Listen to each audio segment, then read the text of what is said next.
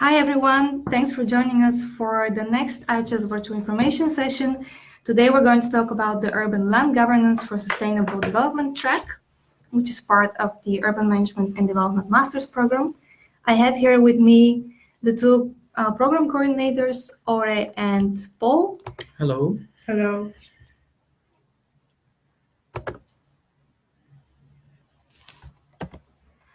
So what I'm going to do is I'm going to quickly run you through the topics of this presentation and then give a brief explanation of how the year is organized for the Urban Management and Development Master's Program. And Paul and Ore will take it further to explain in more detail their background and the content that's covered in the master track. So like I said, we're going to start with a brief intro, then we're going to look at what is interesting about the topic of land. Hopefully you get a better understanding of our colleagues here, or the type of people that work at IHS, and really see why we share this passion for sustainable development and land governance. We're going to run through the program content and logic, look at some past thesis research from our previous students, and in the end, we're going to cover the practicalities, admission, and scholarship and application procedures. So like I said, the Urban Land Governance for Sustainable Development track is part of the MSc in Urban Management and Development. This is a one-year intensive master's program, which is divided in 4 blocks. You start with block 1, where you have some more general courses, such as urban theory and public-private partnerships, urban governance, which are generally shared between the 6 master tracks. However, within your master track, you will be assigned more track-specific literature and join workshops that are related to the content of your selected track. Then you move on to track-specific courses only. This is a period generally somewhere between January and March. In March, there is also a number of elective courses which you can choose to join that are other topics generally part of the other master tracks, and you round off your year with a writing your master thesis, which will be connected again to a topic from your master track. Now I give the word to Paul. Thank you, Daisy. Hello, everyone. My name is Paul Robey. I'm the head of the land governance track here at IHS, and I work both in teaching and consulting, and I'm also a researcher.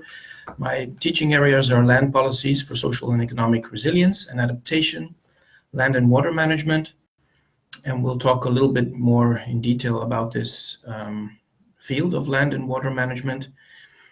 My consulting areas are in urban capacity development, and I've done a number of years of consulting for different kinds of international organizations, including multilateral development banks, bilateral donors, and regional development banks. And finally, my research areas are on, of course, on urbanization, on land management and land as a resource for urbanization, and on land policies for adaptation, adapting our cities to a more sustainable future. And this is where the integrated land and water management comes in. Ore, over to you. Hi, my name is Ore Fika. I'm a lecturer at the IHS Erasmus University. I also work as a consultant and a researcher. I'll start with research as being the base of our work. My research interest is really on large-scale land acquisition, which is popularly known as land grabbing. I do a research on peri-urban development, the growth and the expansion of, in many terms, sprawl of cities, and the impact on social, economic, and environment. And of course, livelihood of the most affected, which is oftentimes the poor, women, and the youth. In terms of the consultation, we consult with many bilateral organizations, local governments, and institutions around the world, from Africa to Asia and to Latin America.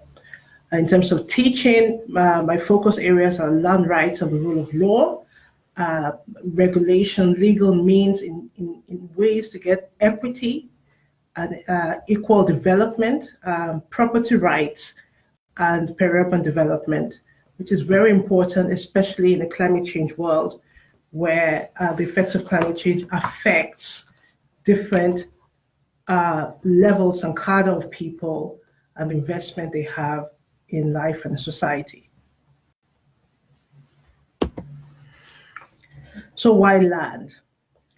For the first time in history, many of the big organizations have figured it out. Land is the heart of it all.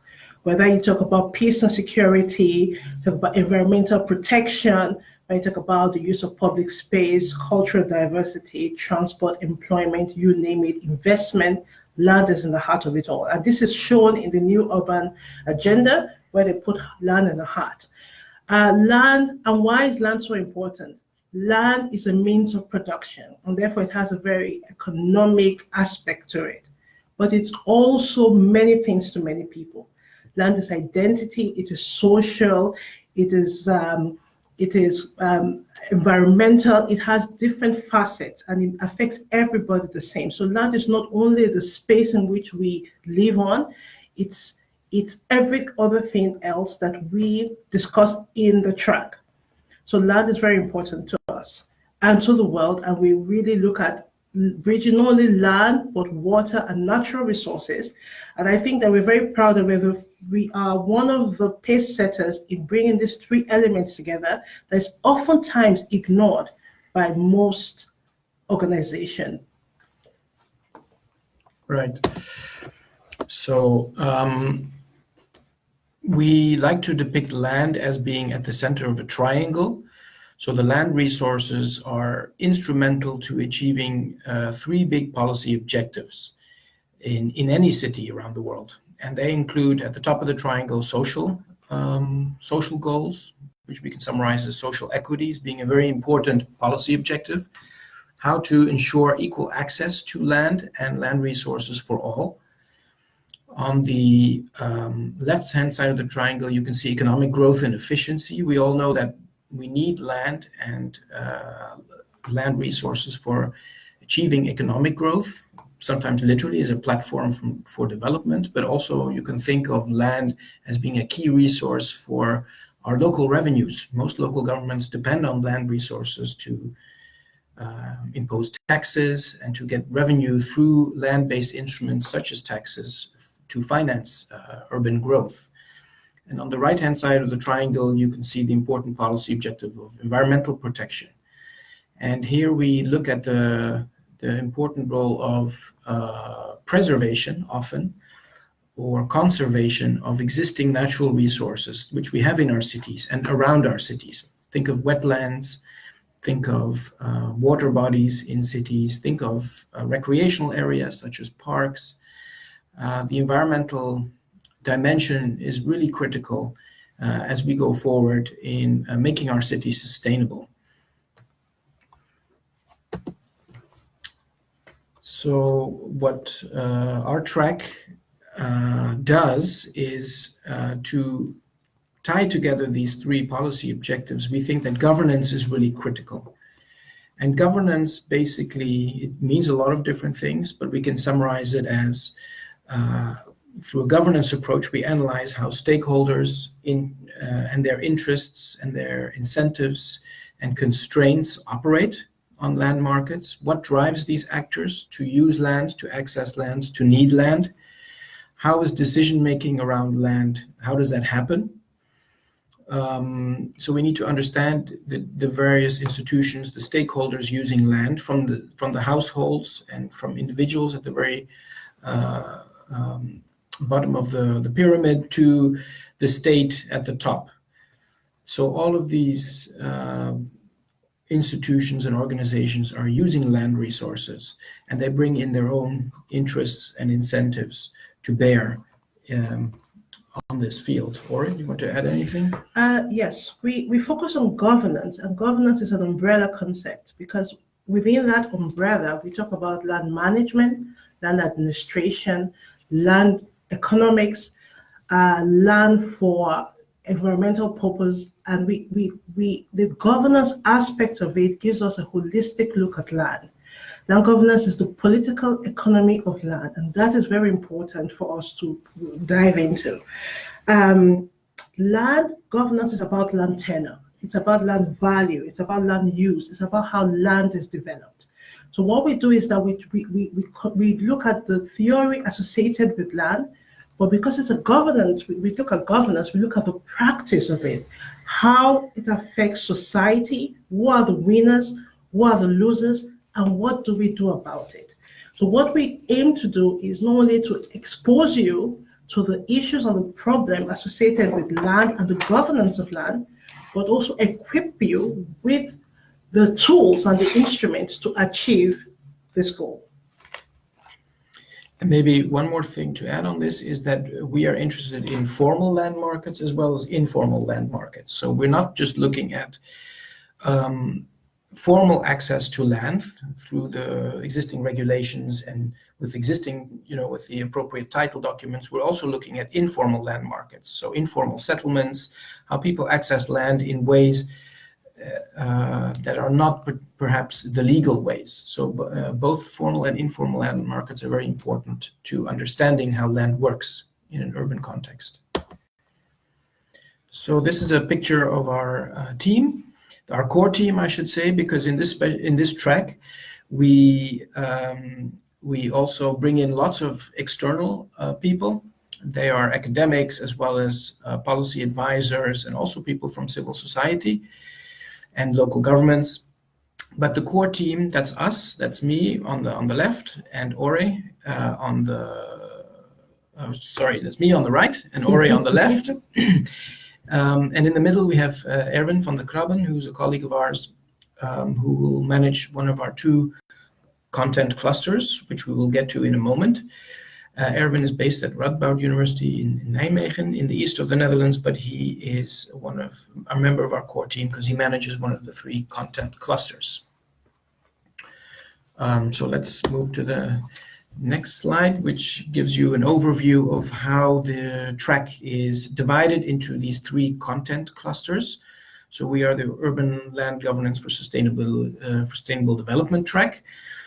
And the first cluster will focus on land and the rule of law. So Ore manages that cluster. So I'll let Ore just mention some of the key topics in this content cluster. I started focusing on the rule of law because I realized that many of the injustice and inequalities that exist in land has to do with the rule of law and how we interpret it.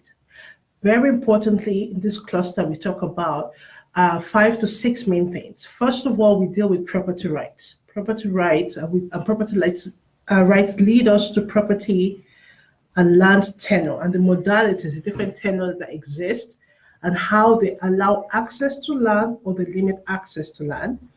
We talk about land use regulation, as we all have to abide by it, and what that does for the market, how it distorts to support the market and, of course, support equitable development. We talk about land laws and policies, and then we introduce our students into the land instruments, the legal land instruments that are available around the world. We obviously have to talk about land conflicts, because if you look at most conflicts in the world, it starts from, or it's always often about land, and that we look into. And of course, we cannot talk about land if we don't talk about corruption. And that is one of the easiest ways in which corruption thrives. So we really look at corruption in land and ways in which we can curb it, if not solve the problem. The second content cluster looks at land markets and finance. And this is obviously a very important cluster given the economic growth policy objectives. Ori, do you want to take us through some of these subtopics? Yes, I would love to. Land markets. Of course, Paul just mentioned informal and formal land markets. Now, the market itself is thriving around the world. Cole says it could say something. He says you have aggressive development, aggressive urbanization, and definitely aggressive land markets taking place. And that's why we have to look at real estate development, especially in many countries, Asia, Africa, where there is a booming real estate market. We look at that. We look at private-public partnerships in land markets. And very importantly, we find out that the market works, but sometimes it needs to be regulated to be able to ensure that different aspects of society, including and especially the environment, benefits from it. Who protects the environment if markets thrive? So we talk about land value capture, and we like the word land value mobilization and redistribution, and how we can use the increase in land values in society, in cities, in countries to achieve social goals that will not be done by the market. So land value capture mobilization is about that, and we cover different ways in which we can use it for social goals and, of course, environmental goals. We talk about land market incentives and obligations to developers. So it's really looking at the economic side of land and having that work for society in general. So that brings us to the third content cluster, which is land, water, and natural resources. And as Ore said before, we are sort of pace setters in this area and thinking that we need to look at integrated land and water management. It's not good enough just to look at our physical land resources separate from natural resources such as water, wetlands, the subsurface, etc. Too often, our local governments, even our universities, are structured in silos, in these very separate boxes, we can say, that plan these resources separately. And the result is this kind of unsustainable development that we see all over the world now. So in this cluster, we look at sustainable and resilient cities, how to achieve them, what makes our cities unsustainable and not resilient. Of course, we also look at the positive examples of resilience and sustainability, and we take our students on various site visits where we look at some of these instruments that hopefully will make our cities more resilient in the future. We look at the issue of water rights, who has access to water and in what ways, integrated land use policy and water management, like I was just referring to. An important subtopic is water-sensitive cities and adaptation, which is the next topic. We know that we need to plan, manage, and we need to have a different approach to our cities in the future. And this approach is what we call, in a nutshell, adaptation. We need to adapt our cities for resilience and for future growth in a more sustainable way. But how do we do that? So this topic of adaptation is hugely important. Subtopics under that are flood risk management. A lot of our cities are underwater and sinking. And this is only going to get worse. Natural disasters are increasing all over the world. So how do we deal with it in the first place? How do we prevent floods? But also in arid zones, we have water shortages and sometimes also floods, which in arid zones can be very bad.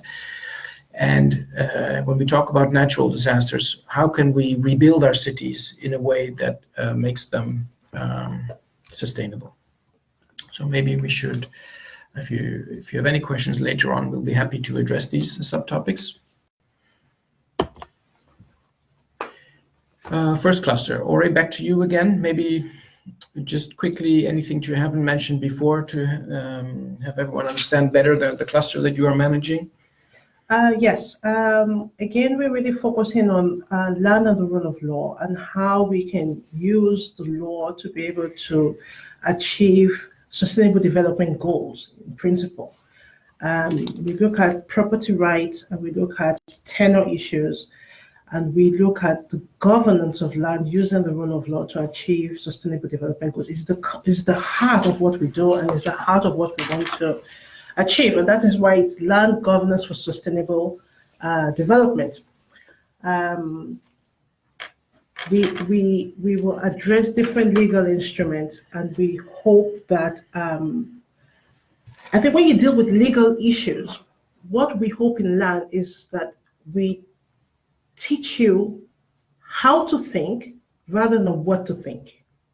So it's very important that you are able to be independent, objective, and think about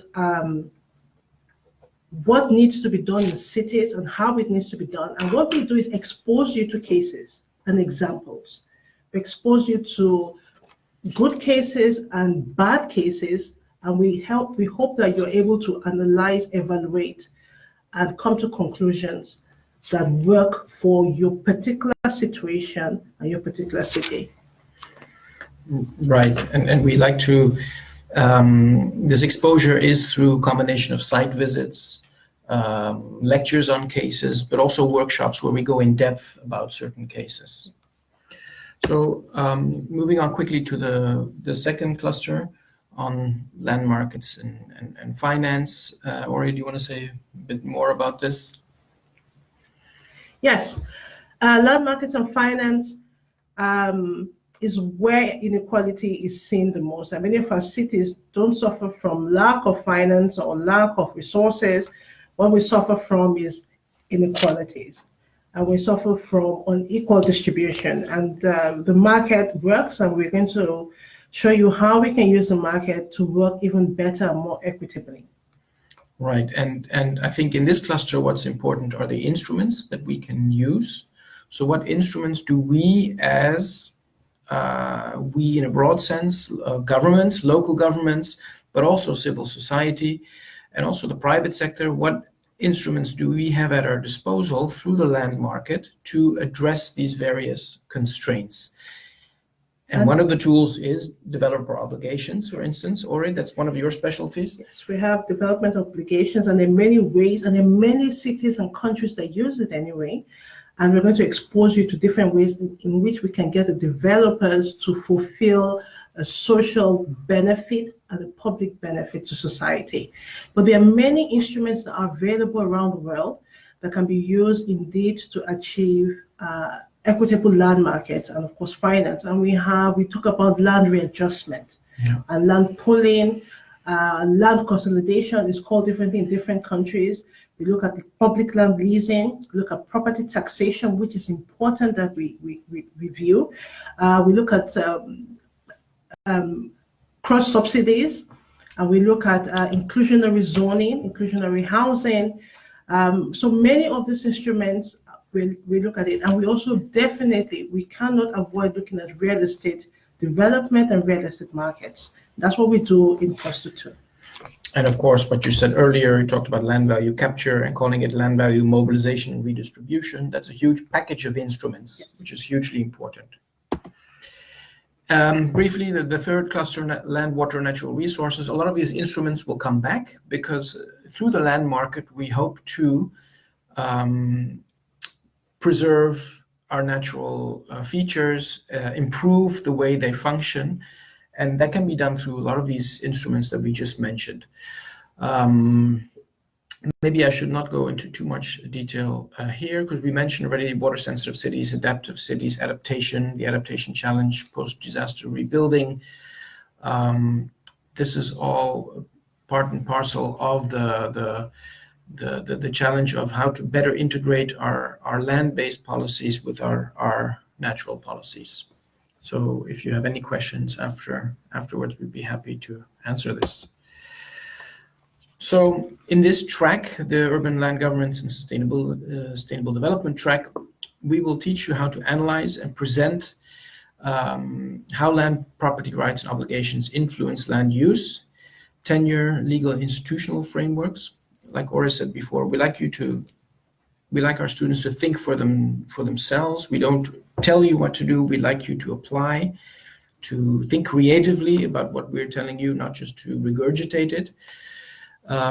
We want you to evaluate social, physical, and economic impacts of the presence and or absence of the rule of law, and how these instruments can be used. A lot of these instruments that we've talked about, land value capture, land readjustment, etc., planning instruments, market instruments. And finally, we want you to be able to identify, propose, and present strategies yourselves to solve the problems that we're going to be looking at associated with land rights, tenure, access to land and water, etc. Yes, Ori?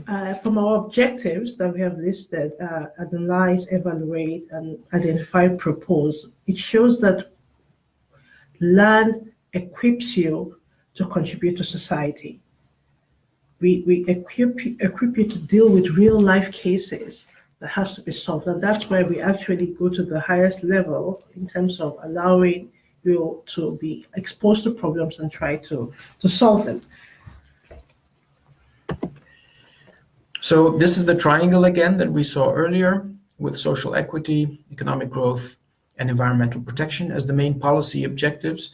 In this track, we will provide you with the tools and skills to critically analyze and evaluate policy questions and instruments surrounding these three objectives, related to around property, around development, around resources.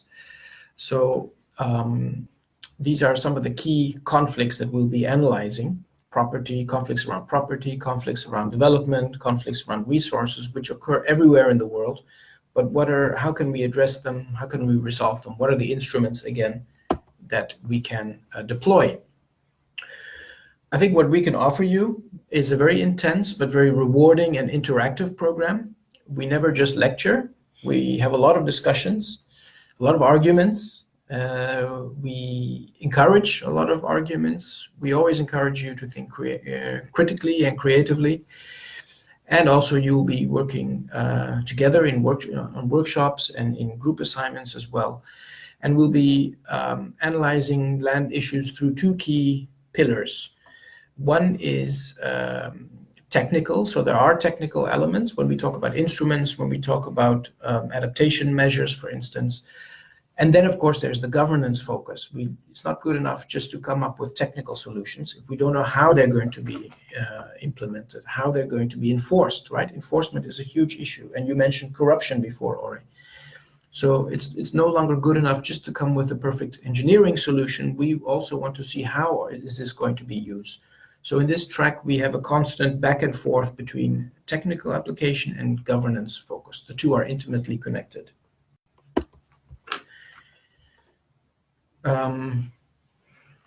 We teach you to think holistically, broadly. So that's why we do integrate land with water and with natural resources.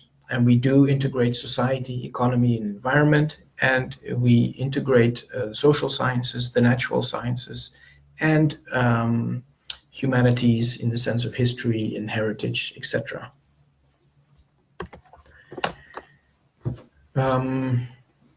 I think, Orin, you want to talk about this? Yeah, we link theory to practice is very important. That we do that because we're dealing with land. It's really the physical space we see outside. So it's very important to deal with the theory, to link the theory we address in class to actual practice and how it works. And how do we achieve that? How do we take theory to practice? There's several ways in which we do it. When we teach, we expose you to different case studies. And our case studies focus on the 5 main continents that we have. So we look at from the Americas, the North and South America, Asia, Africa, and definitely Europe. We do games in land, which is something we're very proud of. We link theory to practice by gaming. And not only do we play games, but we teach you even how to design games, which you have in the negotiation game that we collaborate with Radboud University to do. We have study visits, and one of the study visits involves, or actually all our study visits involve visiting the municipalities in the Netherlands, in Amsterdam, in Almere, and in Nijmegen. And we go there and we ask them, how do you do it? Can you share it? And students have the opportunity to link the theory directly to practice from the study visits. We debate because land is complex and it's multifaceted, and we allow different experiences and opinion in class to be able to think and learn from each other. We have workshops where we work with, like the last 2 years, we've had the opportunity to work with a ministry in Indonesia to really address Palu after the earthquake, and the students were very instrumental to contribute policy advice to government officials in Palu and in Indonesia on how to address issues and solve problems after the earthquake in Palu. And of course, we also expose students to skills such as GIS, for example, that they have the opportunity to learn GIS because it is a tool for land governance and land development.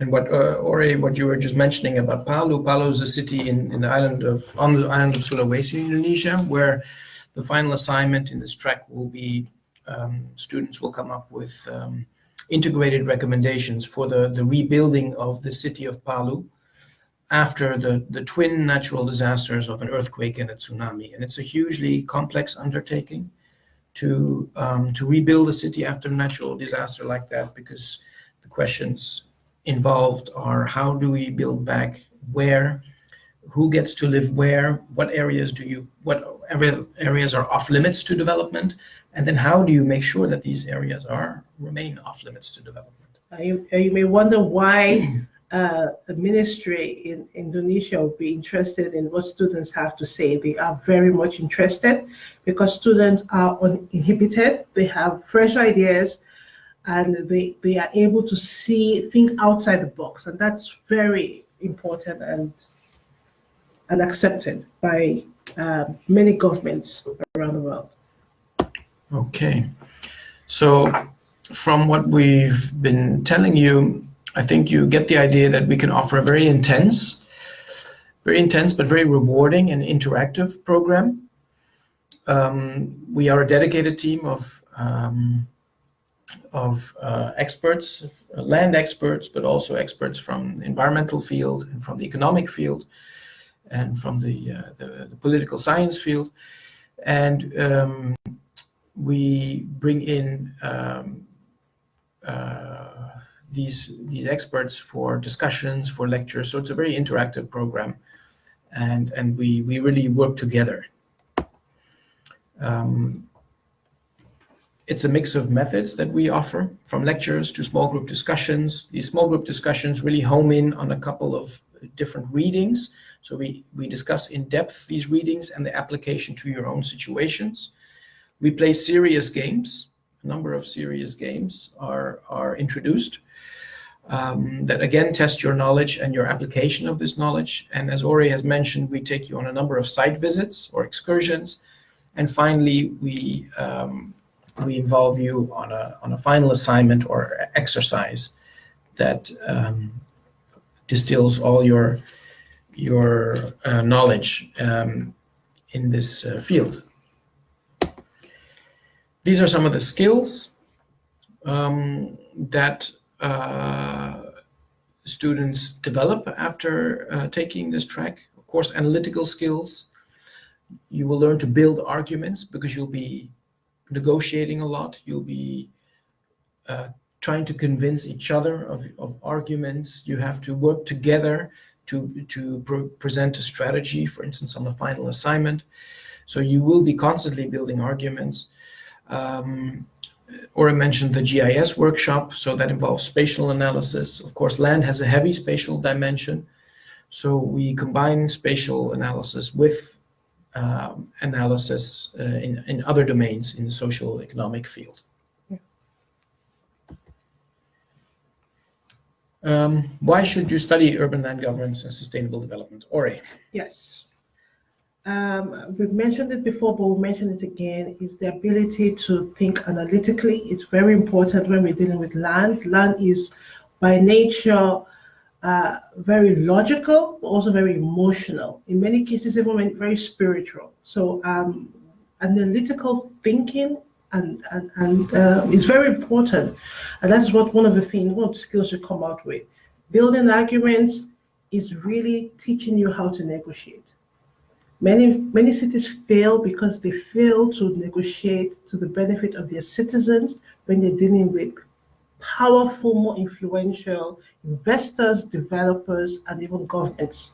So we teach you how to negotiate, how to look for the winning points to be able to achieve the goals that are required.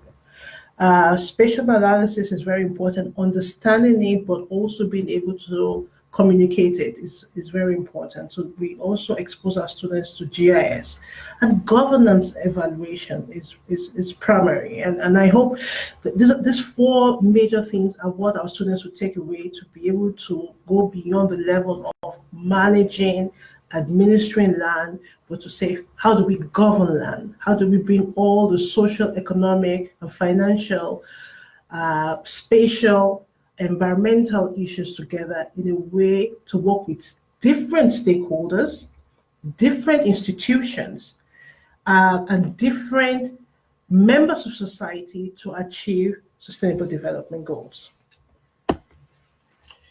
So we would like to give you just a small idea about what are the themes that we research and what are the research themes that we are interested in, and how do we support our students in these fields and in these ways. So some of these ways are we jointly publish with some of our students and alumni. We support during the research. We support our students with databases of literature.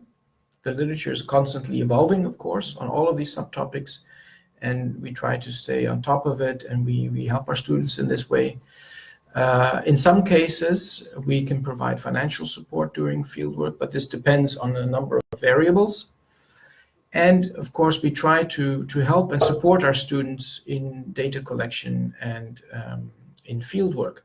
We're building a number of contacts with local partners, and every year these partnerships differ. But in general, in past years, but also in the future, as we look ahead, we can offer a number of possibilities, and these are mentioned here, from Indonesia to China, to South Africa, to Bangkok, and also to Cambodia, where we're hoping to provide opportunities to our students on a number of interesting projects for that they can work on for their research, but also even after their research, this might be possible. Ori, do you want to give the audience some idea about the research lines in which you are interested in? Yes, so we're going to have our students, first of all, what our students have done and the research lines in which they've joined. Land acquisition, that happens across all countries in different ways. So we look at land grabbing, which is a big phenomenon of the global land rush that's taking place all over the world, and primarily in Africa and Asia. We look at land banking, and we talk about land ownership, large land ownership and land banking, done primarily by government, but now even the private sector is doing the same. Land transactions, negotiation, and the concessions associated to them. Our research lines include property rights and obligation, who has rights, who have obligations, and how does it affect society in general, and how does it definitely affect the market access and equity. We look at land tenure systems, public land leasing that is done in many countries, Hong Kong, China, Hong Kong in particular, Nigeria, Zambia, Vietnam. We look at all that. We look at freehold, which is primarily in most Western global North countries. And we look at customary lands and how they evolve and change. For example, the ejido land in Mexico, it has moved from customary and is more into the hands of the private sector. Look at expropriation, adverse possession, forced eviction, and development-induced displacement, why they happen, what are the reactions, what are the impacts of this, and what can be done about them. Our research line includes zoning regulation, inclusionary housing, transfer of development right, and all the issues that have to do with land use regulations in general. So turning to the content cluster on land markets and finance, some of the research lines on land markets include informal and formal. That should be informal and formal, not informal and informal land markets and transactions. How do these markets work in both cases? The selling of development rights in both cases.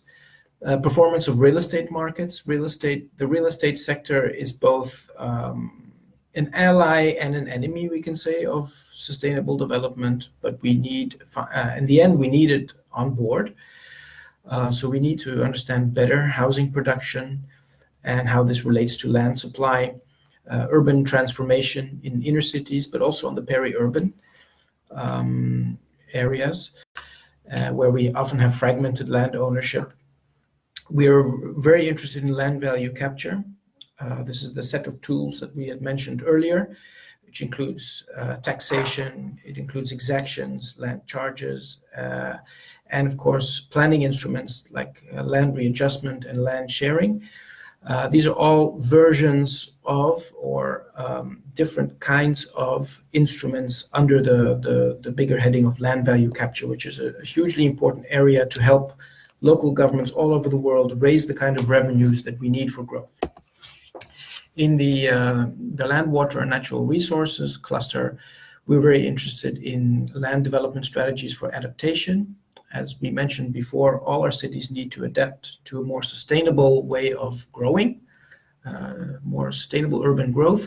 How do we achieve that? In large part through our land resources and through these land instruments. What are some of the governance and institutional challenges linked to that? Not everyone is an ally of more sustainable development. So how do we get the different stakeholders on board? How do we look at the legal dimensions related to that? The land-based financial tools for adaptation is a huge area, a huge growing area of research.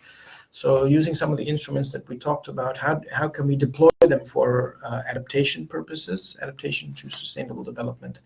And for those of you interested in heritage and how it links to resilience, there's also a world of research out there and a lot still that needs to be done. How do we tie in our land and especially the historical sense here, our heritage, to current land markets, land instruments, and the politics of resilience. So why should you study land governance and sustainable development at IHS? Well, thank you, Ore and Paul, first of all, for this almost free lecture instead of a presentation. I hope it was helpful for the people watching. I, for one, I'm sure I learned a lot about land governance. Just very briefly, in the interest of time, why should you study this program with IHS? Like Ore and Paul mentioned, we're an international institute and we work with a number of international experts coming from all over the world. They're academics, but they're also consultants active out in the field. We have a broad and powerful alumni network for almost 9,000 people across the globe. You will be studying in Rotterdam, which is basically the European hub for urban development. It's home to a lot of interesting sustainability initiatives, and like Paul and Nora mentioned, they will be taking you on a lot of field trip visits so you can see for yourself how theory is applied to practice. We're an international institute, which also means that our classroom is 100% international. Last year, we had participants from 45 different nationalities in the classroom, which makes for a very diverse and interesting experience. You get to learn from people with different backgrounds and coming from completely different areas. You will be gaining your Master of Science degree from a top 100 university, and you can always stay up to date thanks to the refresher courses that our staff develops specifically for our alumni. Paul and Ore, do you want to add anything to the teaching methods? I think basically we summarized it. Our approach is a combination of lectures, small group discussions linked to those lectures to go into more depth. We do a number of workshops where we take our time to look at a case. This is a kind of a case-based approach where we delve into more detail through these workshops. And we have in this track a short GIS lab where we try and expose you to the spatial analysis dimension. and we look at how how cities grow across their surrounding natural resources over time, and how can we influence this through our policies. So what kind of participants do you hope to attract in your program? Well, we hope for city changes. People want to change society. They want to be in the forefront of innovation, of creation, of achieving the sustainable development goals that have been set before us. We want students that are indeed very curious about other places in the world, apart from their own countries. We want students that are curious about markets, about the legal instruments that are available, and are curious about changing society and ways to do it. We want students that are deep thinkers and also free thinkers that are not ready to conform with the norms. They question everything. Students that question the status quo and are willing to be bold enough to come study here and contribute to society. We want students that are creative, and definitely students that have a lot of fun and are willing to enjoy this ride with us as we work towards a sustainable world. I think finally we just wanted to give you a sense of what are some of the thesis research topics that our past students have engaged with, and this I would say is a very selective list. It by no means covers all of the topics, but some of the more recent topics have included transformation of public green spaces, and the conflicts that arise from that, peri-urban land development, as cities grow outward, what are the issues that we face?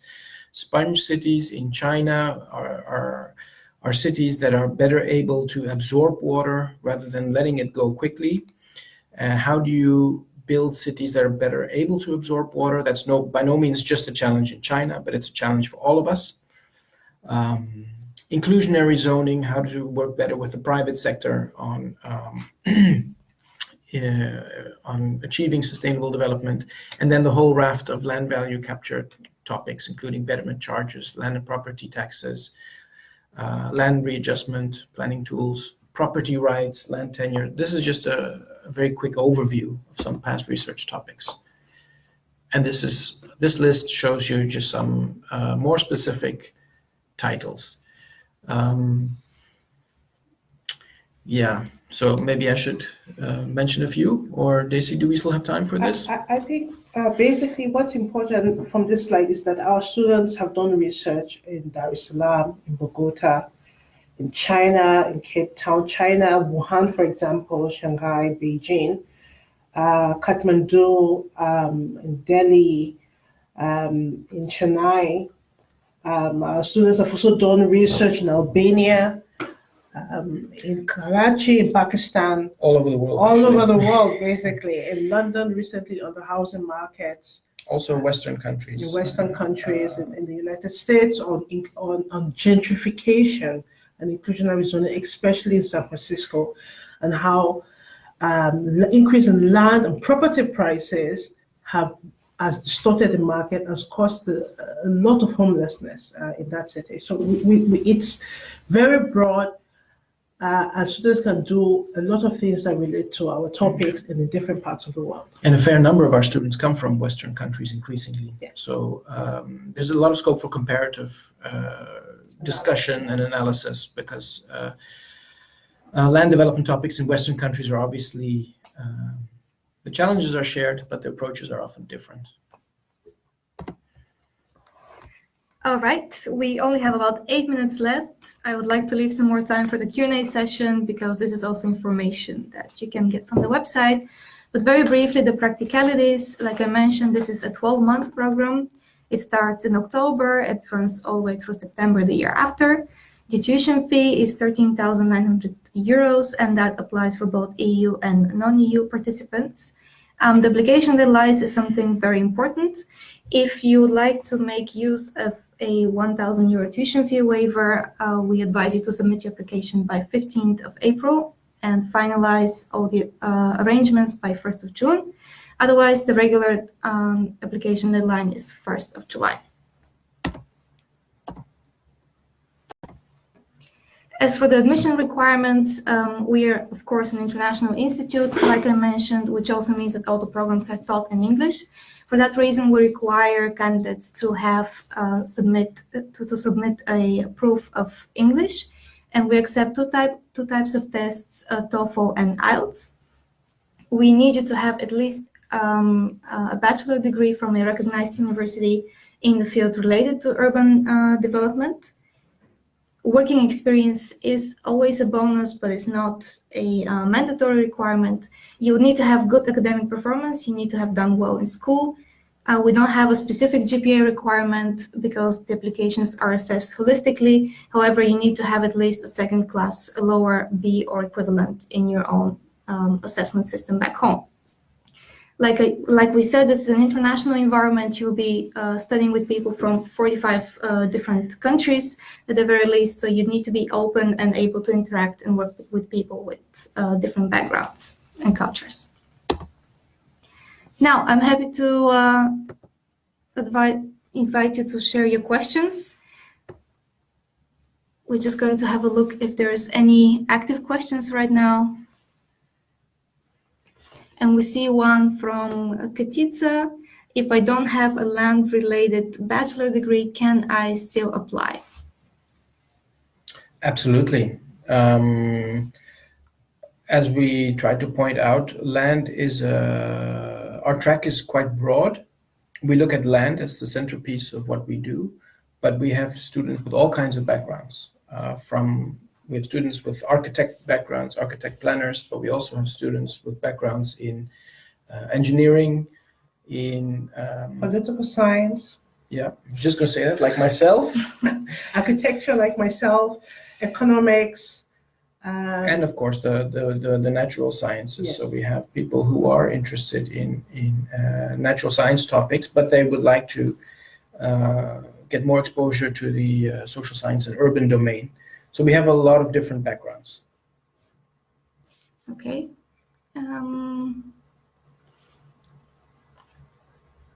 I don't see any other questions at the moment. Maybe we can just wait for a couple of minutes to see if people come back to us. Otherwise, you're always welcome to send an email to our admissions office. And if you need to have a more specific conversation with one of the colleagues here today, we can also make that happen for you. Sure. If you have any questions, just let us know. And we look forward to meeting you soon.